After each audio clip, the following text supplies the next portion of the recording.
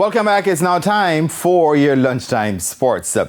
Let's start to South Korea, where Jamaica's Adana Johnson finished 11th overall in the women's monobob at the ongoing Youth Winter Olympic Games on Monday.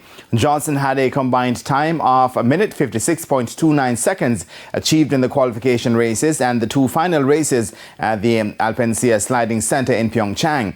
Meanwhile, Henia Rivers made her debut at the Games in skiing. Henia, competing in the women's giant slalom, ended 39th overall with a combined time of 2:08.88 seconds. Meanwhile, although listed, Hannah's brother, Henry Rivers, did not start in the men's Super G alpine skiing nor the men's Super G combined. Neither did he show for the men's alpine combined slalom. A three-timer from striker Fabian Reid carried Arnett Gardens to a 4-1 win over Mullines United at the Anthony Spaulding Sports Complex on Monday evening. Reid sent Arnett into a third-minute lead, but that was cancelled out by Jason Wright on the stroke of half-time. However, Reid scored at the start of the second and at the end to add to Shea Smith's 70th minute effort, as the Junglists moved to within 2 points of leaders Mount Pleasant, who are on 32 points. Now, earlier, Cavalier missed the chance to go atop the standings after a goalless draw with Tivoli Gardens in the opening match of the doubleheader at the venue. Tivoli ended with 10 men as Richard Brown was cautioned in the 24th and 87th minutes. And at the Montego Bay Sports Complex, hosts Mobay United battled from 2 goals down to earn a 2-all draw with Waterhouse. Waterhouse shot into a 2-0 lead thanks to strikes from Javane Bryan and Rivaldo Mitchell by the 59th minute. But 2 goals in 8 minutes from Lucas Lima and Owain Gordon earned Mobay a share of the points. Now, despite encountering financial difficulties which threatened to put the nation's participation at the Hockey Fives World Cup in jeopardy, the team departed the island on Monday for the tournament in Oman.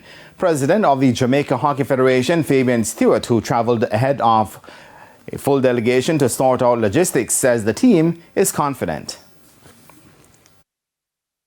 The boys are in good spirits. Coach Enlan and Dr. Holt and the little contingent that is there, they are in high spirits. In order to try and do their best. And with the federation strapped for cash, Stewart thanked the Jamaica Olympic Association for assisting with the shortfall.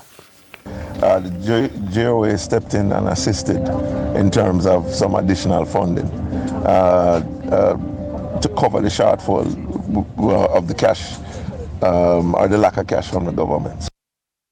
And he says the team will make use of the opportunity. Jamaica are in Pool B with Egypt, Switzerland and India. Now, they open against Egypt before facing Switzerland on January 28 and India in the last group game on January 29.